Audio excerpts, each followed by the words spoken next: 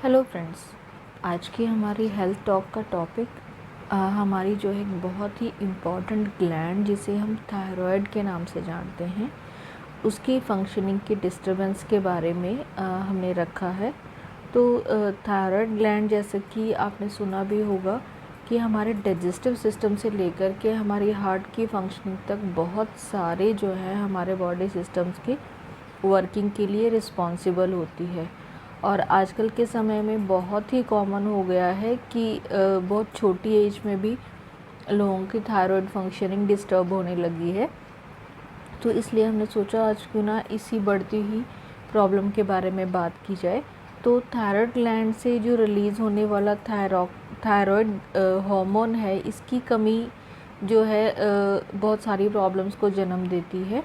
और इसमें से ही एक जो प्रॉब्लम निकल कर आती है जिसको हम हाइपोथायरॉयडिज्म के नाम से जानते हैं, कि यहाँ पर जब थायराइड हार्मोन का रिलीज़ जो है एक लेवल पे कम हो जाता है, जिसकी आज हम यहाँ पे चर्चा करने वाले हैं।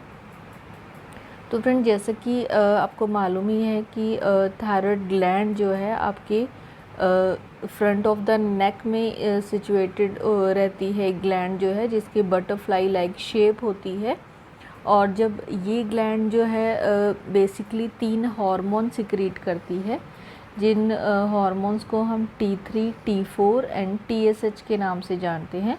तो जब इन हार्मोन में जो है प्रॉब्लम होती है, तभी जो है ये थायराइड की प्रॉब्लम जन्म लेती है। बेसिकली जो हाइपोथायरॉयडिज्म है, यहाँ पर आपका TSH हार्मोन जो है डिस्टर्ब होता है। तो यही जो है आगे जा कर के बहुत सारी प्रॉब्लम्स को जन्म देता है। तो इसी के बारे में हमने बात करनी है, लेकिन हम स्टार्ट वहीं से करते हैं। जैसे कि हम किसी भी डिज़ीज़ की सबसे पहले जो है हमें सिम्टम की जानकारी जब तक नहीं होगी तब तक हम उसके बारे में आगे बात नहीं कर सकते हैं। तो स्टार्ट करते हैं सिम्टम्स के साथ में। तो मेन जो सिम्टम की यहाँ पर बात आती है, आपने कॉमनली देखा भी होगा कि थायराइड की प्रॉब्लम जनरली जो है लेडीज़ में ज़्यादा देखने को मिलती है, लेडीज़ में भी, और आजकल तो कम एज की गर्ल्स में भी देखने को मिल जाती है। तो सबसे पहला सिम्टम भी वहीं से स्टार्ट होता है, जो हमें देखने में आता है कि इरेगुलर पीरियड्स जो जब फीमेल्स में आने लगते हैं, तो कोई भी डॉक्टर या आम जो है जनता भी आजकल ये चीज़ समझती है कि आप सबसे पहले जाइए अपना थायराइड चेक कराइए। तो पहला सिम्टम भी यही है कि इरेगुलर पीरियड्स होना हाइपोथायरॉयडिज्म का पहला लक्षण बताया गया है। और क्योंकि पीरियड इरेगुलर हो जाते हैं, उसकी वजह से फर्टिलिटी की प्रॉब्लम आने लगती है, कंसीव होने में दिक्कत होती है। थर्डली जो है इसमें आपका फेस जो है बहुत पफ़ी, बहुत हैवी सा नज़र आता है। आपकी वॉइस में भी काफ़ी जो है चेंज नज़र आता है। आपकी वॉइस जो है काफ़ी भारी आपको लगेगी, ऐसा लगेगा कि जैसे हर समय आपका गला ख़राब है। आपकी याददाश्त पर इसमें काफ़ी असर पड़ता है। इसके साथ ही फ्रेंड्स, आपके हार्ट की फंक्शनिंग पे भी इसमें असर रहता है, क्योंकि आपका कोलेस्ट्रॉल लेवल बढ़ जाएगा, जिससे कि जो है आपकी हार्ट रेट स्लो हो जाती है। इसके बाद फ्रेंड, जो हाइपोथायरॉयडिज्म का एक बहुत ही सिग्निफिकेंट लक्षण बताया गया है, आपका जो है बिना वजह ही जो है इसमें वेट गेन होता हुआ आपको समझ आएगा कि आप कुछ खा भी नहीं रहे हैं, फिर भी आपका वेट बढ़ता ही जा रहा है। इसके अलावा जो इसके सिम्टम्स में आपके जॉइंट्स में पेन और स्टिफनेस नज़र आती है। आप अचानक से डिप्रेशन का शिकार हो जाते हैं, आपको बहुत थकावट आपकी बॉडी में बनी रहती है, और हर समय जो है आपको ठंड जैसा सा लगता रहता है। तो ये कुछ सिम्टम हैं।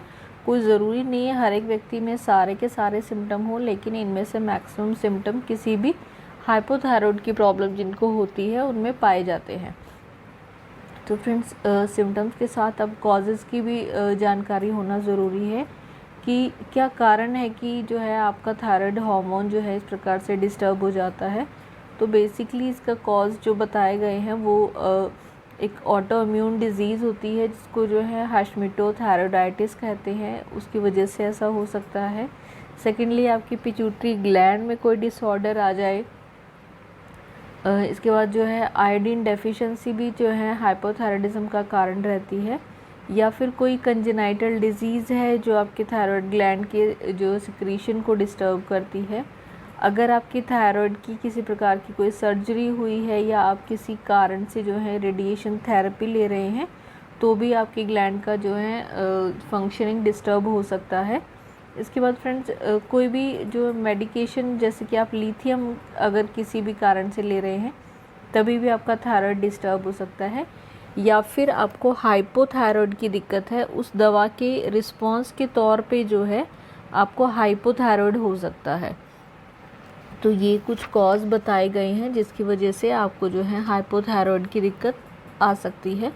इसके बाद फ्रेंड कुछ रिस्क फैक्टर्स होते हैं कि किन लोगों को ज़्यादा चांसेस होते हैं ये थायराइड की प्रॉब्लम होने के। तो जैसे कि मैंने पहले भी कहा कि फ़ीमेल्स जो हैं ज़्यादा प्रोन है हाइपोथायरॉयडिज्म की प्रॉब्लम के लिए। इसके बाद फ्रेंड्स 60+ का जो एज ग्रुप है उनको थायराइड होने की संभावना ज़्यादा रहती है। जिन लोगों की फैमिली हिस्ट्री है कि उनके पेरेंट्स में किसी को है तो बच्चों में आने की जो टेंडेंसी है वो बढ़ जाती है। इसके बाद फ्रेंड जो लोग किसी प्रकार की रेडिएशन थेरेपी नेक या चेस्ट एरिया में ले रहे हैं उनको भी हो सकता है कि अगर किसी को कोई ऑटो इम्यून डिजीज़ है तो वो भी अपने आप में जो है इसका रिस्क बढ़ा देती है। या फिर फ्रेंड जैसे कि मैंने कहा कि अगर आप कोई थायराइड का मेडिसिन ले रहे हैं तो उस प्रीवियस ट्रीटमेंट की वजह से भी जो है आपको थायराइड की प्रॉब्लम आ सकती है। तो आपने जो है इसके कारण जान लिए हैं फ्रेंड्स, और जो है सिम्टम्स की भी आपको जानकारी हो गई है। इसके बाद आपको ये भी जान लेना बहुत ज़रूरी है कि थायराइड की प्रॉब्लम को हम बहुत लाइटली नहीं ले सकते हैं, इसकी वजह से बहुत सारी कॉम्प्लिकेशन भी आ सकती हैं। तो आप जो हैं इसमें देख सकते हैं कि थायराइड की वजह से, जैसे कि हमने सिम्टम्स में भी बात की, आपको हार्ट की प्रॉब्लम हो सकती है, आपको मेंटल हेल्थ इश्यूज़ जो हैं इसकी एक बड़ी कॉम्प्लिकेशन बताई गई है। इसके बाद फ्रेंड्स गॉइटर रोग, जिसको आम भाषा में आप गिंगा के नाम से जानते हैं, वो भी इसकी कॉम्प्लिकेशन में आता है। इसके अलावा इनफर्टिलिटी की प्रॉब्लम, क्योंकि पीरियड की प्रॉब्लम इसमें हो जाती है। इसके बाद फ्रेंड्स पेरिफेरल न्यूरोपैथी जो है एक प्रॉब्लम रहती है नर्वस सिस्टम की, वो भी जो है थायराइड की वजह की कॉम्प्लिकेशन के तौर पे आपको जो है इसका जो है समस्या आ सकती है। इसके अलावा मिक्सोडीमा हो सकता है, और जो है बच्चों में अगर मान लीजिए मदर को थायराइड की प्रॉब्लम है और उसके ट्रीटमेंट पे ध्यान नहीं दिया जाए तो जो है बर्थ डिफेक्ट बच्चे में आने का चांस जो है काफ़ी बढ़ जाता है। इसलिए हम थायराइड की समस्या को लाइटली नहीं ले सकते हैं, हमें जो है टाइमली उसके ट्रीटमेंट पे ध्यान देना बहुत ही ज़रूरी होता है। तो फ्रेंड्स एलोपैथी वाइज तो इसमें जो भी ट्रीटमेंट दिया ही जाता है। इसके अलावा आज हम आयुर्वेद पॉइंट से इसकी ट्रीटमेंट के बारे में बात करेंगे। तो आयुर्वेद इसमें जो कहता है कि थायराइड की फंक्शनिंग जो है बेसिकली जो है जो पित्त दोष है वो कंट्रोल करता है। तो थायराइड हार्मोन में जो होने वाला कोई भी मेटाबॉलिक फंक्शन है उसके लिए हमारा जो बॉडी में जो पित्त दोष बताया गया है वो इसके लिए रिस्पॉन्सिबल होता है। लेकिन जब भी आपका जो थायराइड ग्लैंड है वो अंडर एक्टिव हो जाए, मतलब कि उसका काम जो है डिस्टर्ब हो जाए, वो कम करने लगे, तो उसमें क्या होता है कफ दोष और मेद धातु उस पित्त दोष को जो है कवर कर लेते हैं, और कवर करने की वजह से जो है वो पित्त दोष जो है थायराइड ग्लैंड की फंक्शनिंग अच्छे से नहीं करा पाता है। तो बेसिकली आयुर्वेद के अनुसार जो है थायराइड के ट्रीटमेंट में हमने इस कोटिंग को ही रिमूव करना है, जिससे कि आपका मेटाबॉलिज्म बढ़े और आपकी थायराइड ग्लैंड अच्छे से काम करना शुरू करे। तो मेनली इसके जो आयुर्वेदिक ट्रीटमेंट जो थायराइड के लिए बताया गया है उसमें मेन जो है शोधन चिकित्सा बताई गई है, क्योंकि हमने ये कफ दोष और मेद धातु के आवरण को यहाँ से हटाना है पित्त पर से। तो जब जो है पित्त दोष फ्री हो जाएगा इस आवरण से तो आपकी थायराइड की प्रॉब्लम में आपको जो है जल्दी आराम होगा, और ऐसा भी नहीं होगा कि आप लाइफ लॉन्ग उसकी दवा खाते ही रहेंगे। तो शोधन चिकित्सा के नाम पे यहाँ पर जो है पंचकर्म में कुछ थेरेपीज़ बताई गई हैं जो इसमें काफ़ी अच्छा काम करती हैं। आप कोई भी पंचकर्म सेंटर पे जा कर के थेरेपीज़ करा सकते हैं। तो मेनली इसमें विरेचन कर्म बहुत इम्पॉर्टेंट काम करता है, और नस्य कर्म जो है आप इसमें करवा सकते हैं। इसके बाद फ्रेंड्स कुछ हर्ब्स बताई गई हैं जो थायराइड की प्रॉब्लम के लिए काफ़ी अच्छा काम करती हैं। उसमें मेनली आप गूगल का प्रयोग कर सकते हैं, या फिर आप कचनार की छाल का प्रयोग कर सकते हैं। और जो है आप इसमें पुनर्नवा का प्रयोग कर सकते हैं। ये जो है तीनों ही हर्ब जो हैं काफ़ी अच्छा काम करती हैं थायराइड की समस्या को ख़त्म करने के लिए। इसके बाद कुछ आयुर्वेदिक मेडिसिन्स की भी हम यहाँ पे बात कर सकते हैं। इसमें मेनली आप काचनार गूगल का प्रयोग कर सकते हैं। वृद्धिवादिका वटी इसमें काफ़ी इम्पॉर्टेंट काम करती है। पुनर्नवा मंडूर इसकी जो है बहुत इम्पॉर्टेंट औषधि है। इसके अलावा फ्रेंड्स इसमें त्रिफला चूर्ण का जो है बहुत इम्पॉर्टेंट रोल रहता है और आप जो है इसमें बहेड़ा चूर्ण का इस्तेमाल भी ज़रूर कर सकते हैं। तो इस प्रकार से ये कुछ आयुर्वेदिक औषधियाँ हैं जो थायराइड की प्रॉब्लम के लिए बहुत ही अच्छा काम करती हैं। तो फ्रेंड्स ये तो हुई दवाओं की जो हैं और हर्ब्स की बात। इसके अलावा इसमें प्राणायाम का बहुत इम्पॉर्टेंट रोल बताया गया है और कुछ जो है प्राणायाम और योगासन इसमें बहुत ही अच्छा काम करते हैं। अगर आप रेगुलर से ये एक्सरसाइज करना शुरू करेंगे तो आपको दवा की ज़रूरत जो है इसमें बहुत ही मिनिमल हो जाएगी। तो उनमें से कुछ एक्सरसाइज के नाम हम यहाँ पर लेना चाहेंगे। तो फ्रेंड्स आप इसमें नाड़ी शोधन प्राणायाम करें, जिसे जो है आप अनुलोम विलोम के नाम से भी जानते हैं। उज्जाई प्राणायाम खास तौर से थायराइड की प्रॉब्लम को ठीक करने के लिए बताया गया है। इसके बाद फ्रेंड्स कुछ आसन बताए गए हैं। आप ये आसन जो है बहुत आसानी से सीख सकते हैं। उन आसन के कुछ मैं नाम यहाँ पर लेना चाहूँगी जो है इसमें आप सर्वांग आसन कर सकते हैं। मत्स्य आसन इसके लिए काफ़ी अच्छा काम करता है।